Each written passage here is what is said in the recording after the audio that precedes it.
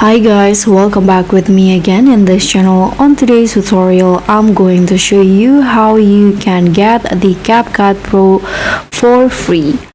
So here I've already opened the CapCut PC apps on my computer, and make sure that you've already logged in, and here at the bottom you'll see enjoy CapCut Pro for free options by inviting friends. So you can just click on this. Get rewards by inviting new users. So you can use this invite link. You can copy the invite link and then you can share it with your friends. So for each friend that install and launches CapCut PC from your invite link in here, you will get a 7-day free pro.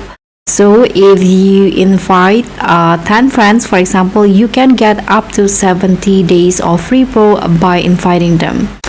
And you can enjoy the pro benefits on both the CapCut mobile and also on CapCut PC. But you don't need to worry because no credit card required and there is no auto renewal. So you can just easily copy the invite link, and here you can share it through the social platform like Instagram, maybe WhatsApp, or other platform that you use.